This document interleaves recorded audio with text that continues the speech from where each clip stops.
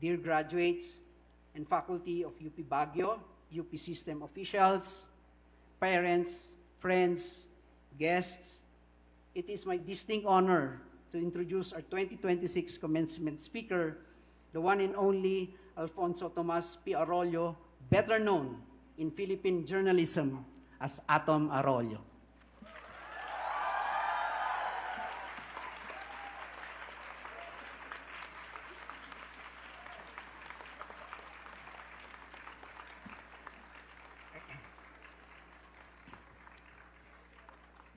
Maraming salamat for that very generous introduction. You guys may take your seats. Alam niyo pa ba yung Eraserheads? Inabutan niyo pa yun? Meron akong trivia dahil sa nabanggit yung coverage namin noon. Kung alam niyo yung kantang Overdrive, sinulat ni Raymond yun habang ginagawa yung interview namin. Na-inspire siya kaya nag-strum siya ng konting melody. So naging part na rin ako ng rock history. UP Baguio, isang mapagpalayang araw sa inyong lahat. Magandang hapon. So bago ang lahat, gusto ko munang marinig ang buong batch na nakaligtas sa mga deadline, sa thesis, sa enrollment, sa socio-political crisis, sa existential crisis. Class of 2026, kung proud kayo, relieved at medyo hindi pa rin makapaniwala na nandito na kayo, let me hear you make some noise. Congratulations, I'm very proud of you. At ngayon naman, mabigay-pugay po tayo sa mga magulang, sa pamilya, kaibigan, guro, kawani, at lahat ng mga tumutulong para makarating kayo rito. Kasi sila rin, in their own way, ay gagraduate ngayong araw. Some emotionally, some spiritually, and most of all, financially. Gumraduate na rin po sila sa kaka-Gcash sa inyo. So pakipalakpakan po natin ang ating support systems na nandito ngayong araw. Pero syempre, jokes aside, isa pong karangalan na makapiling kayo sa espesyal na araw na ito. Aminin ko, medyo nakailang speeches na ako nitong nakaraang mga buwan, kaya kung medyo maging familiar na yung sinasabi ko, please be gentle with me. Huwag niyo po akong i-report sa Turnitin dahil I am the original source of my own cliches. Ang totoo po, medyo challenging talaga na maging graduation speaker dahil we are expected to give life advice.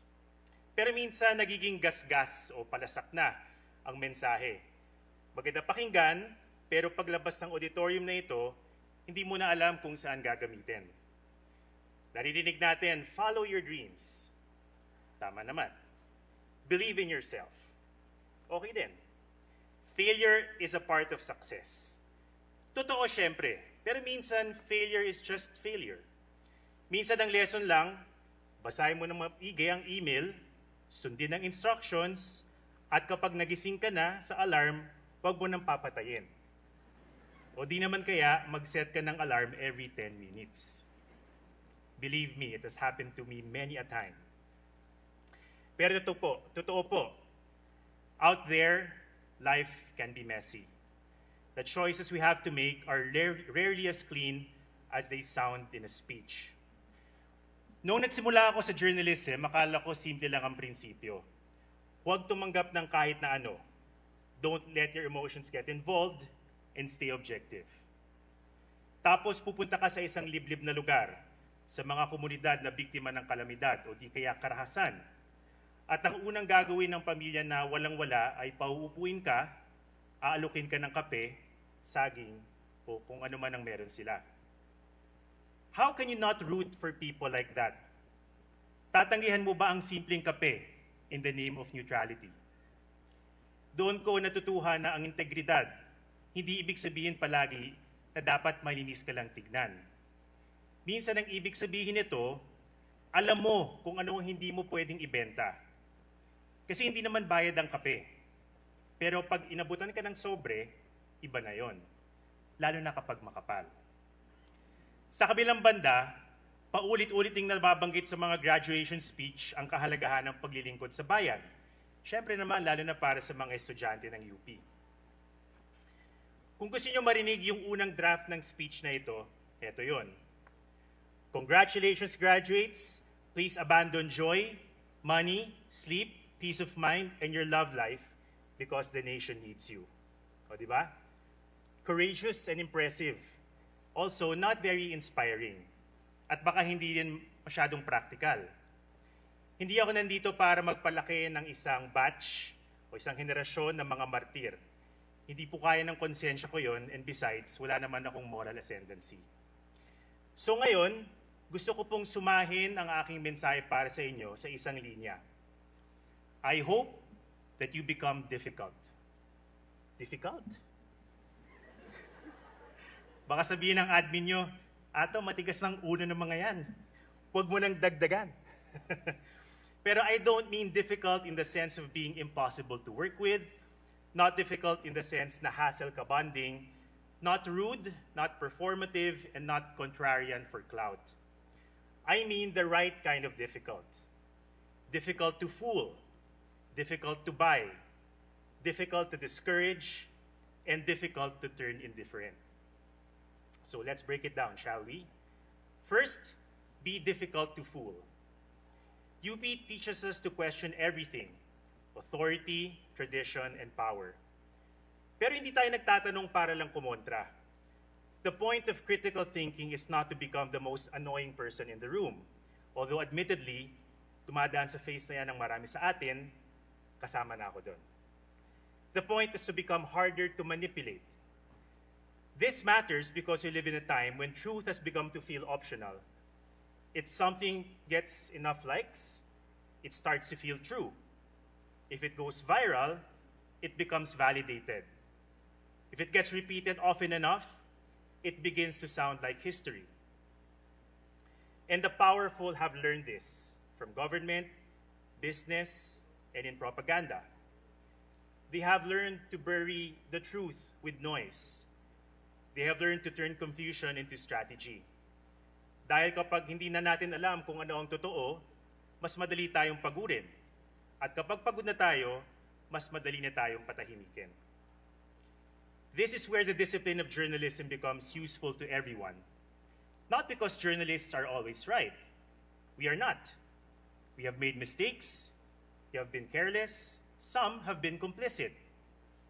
If we want to be trusted, we have to work to deserve that trust. But journalism is not just a profession. It should also be a public habit. It is a habit of asking, is it true? Who said it? Who benefits? Who is missing from this story? And what happens if we look away? These questions are not just for journalists. They are questions for all of us. And as graduates of UP, you have a special responsibility to ask them. Because as recipients of one of the best educations this country has to offer, paid for by the people, we must not be easy to fool. We must not be easy to use, and we must not be easy to recruit into cruelty. Second, be difficult to buy. Linawin po natin, I'm not saying don't make money. Please make money. A reasonable amount is fine. Your parents are tired. Some of them have been tired since your second year in school. Wanting a good life is not a betrayal of the country. Wanting comfort, stability, even success is not wrong. Ang tanong lang, ano ang handa mong ipagpalit para dito? The problem is not ambition. The problem is ambition without memory.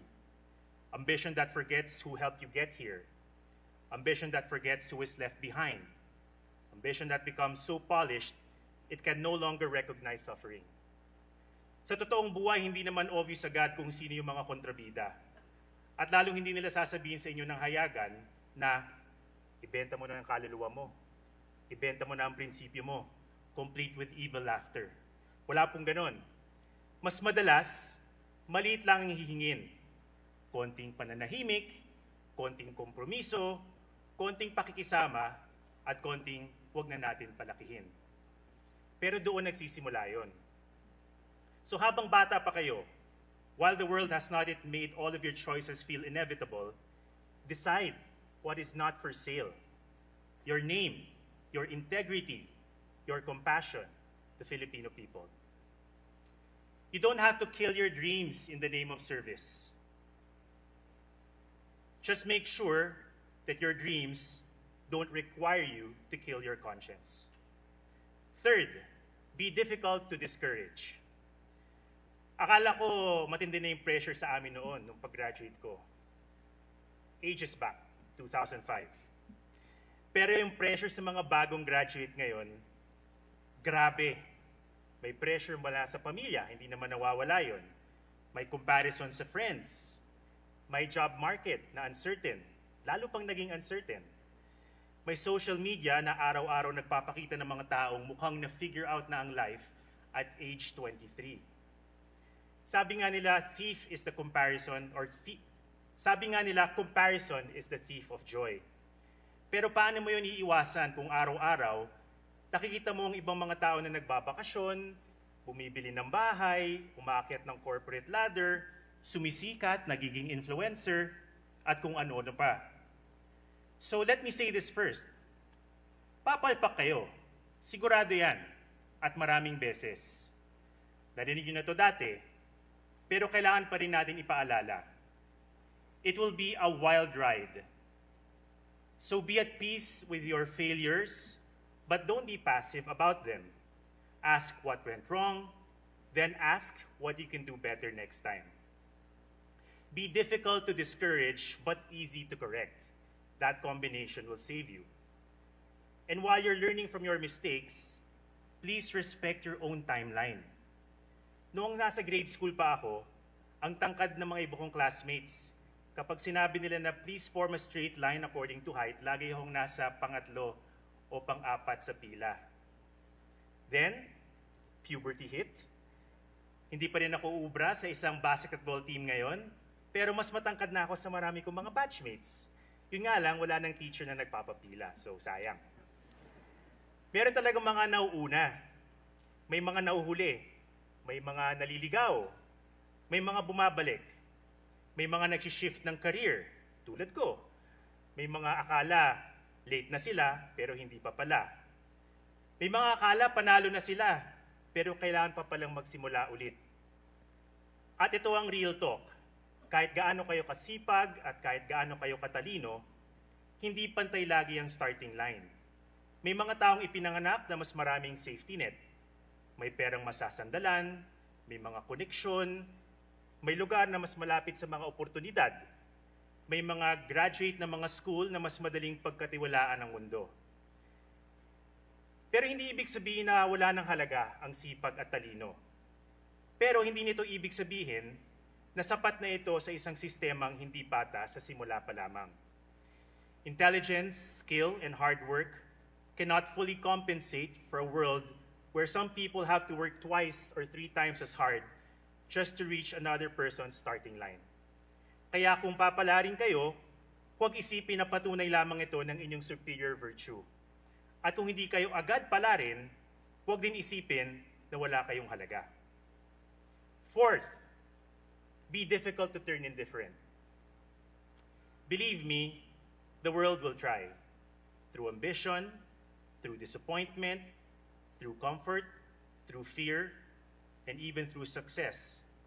Little by little, the world will try to turn you numb. You will see injustice repeated so often, it begins to look normal. At some point, you may be tempted to say, pagod na ako, ayoko na. Wala namang nagbabago. Naiintindihan ko yon. Believe me, at this age. Okay lang mapagod at magpahinga. Sa dami ng mga problema at krisis na kinakaharap natin, makakarelate tayong lahat sa feeling na yon. Ayaw ko na manood ng balita. Ayaw ko nang mag-participate. Wala naman nagbabago. Year after year, it's the same problem repeated. Ang nakakatakot kapag sinimulan na nating kumbinsihin ang ating sarili na wala na tayong pakialam, na mas mabuti pang intindihin na lamang ang ating sarili at kalimutan ng kapakanan ng iba. Dito ko gustong banggitin ang isang personal hero ko, isang anak ng Cordillera, si Macliing Dulag. Marami sa inyo ang nakakakilala na sa kanya. Macliing was a respected leader of the Butbut people of Bugnay, Kalinga.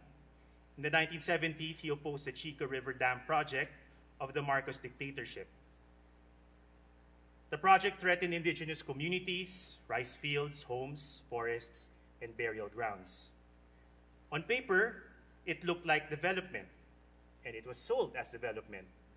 But for the communities who would be affected and displaced, what was at stake is not just their land, it was where they lived, where they worked, where they buried their dead, and where their children would inherit the future. So they were pressured to move, threatened and militarized, offered bribes, told that sacrifice was necessary for progress. But Macliing and other Cordillera leaders stood their ground. On April 29, 1980, he was murdered by government forces in his own home. There are people who are so brave that we must be careful not to reduce them into advice. Macliing is one of them. Now, his life is not a template we casually hand out to new graduates and say, "Oh, gayahin niyo yan." That would be unfair, and frankly, that would be quite a lot to ask. But we should still admire, honor, and learn from their courage and sacrifice. They are not supernatural beings sent down to earth to save us. They are people who have looked at the world and saw more meaning in it than just serving themselves. Of course, most of us won't be asked to pay the ultimate price. But his life reminds us that there are moments when the question is no longer what do I want? The question becomes, what and who must I defend? The danger of a comfortable life is that it can make courage look unreasonable. It can make sacrifice look impractical. It can make people who defend land, memory, community sound like obstacles to progress. But sometimes the difficult person is not the obstacle, because in a world where injustice abounds, often the difficult person is resistance. So protect your capacity to care. Let it shape your ambition and not erase it. Class of 2026, chase your dreams. Seriously, chase them with skill, with discipline, with joy. Build good lives. Help your families.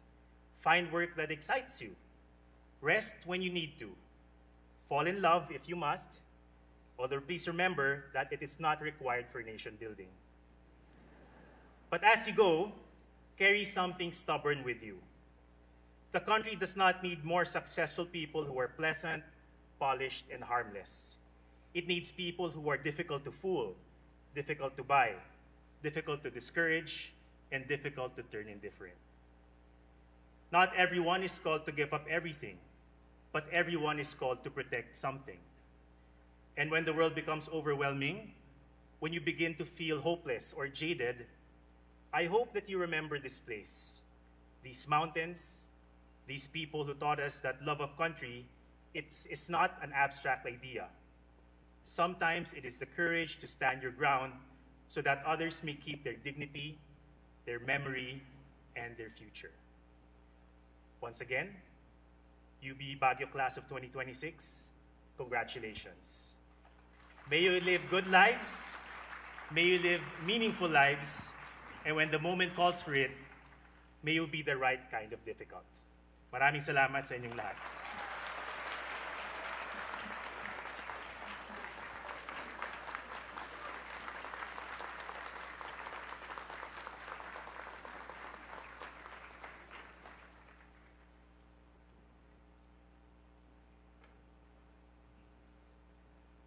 Maraming salamat, Ginoong Atom Araulio. Maari na po tayong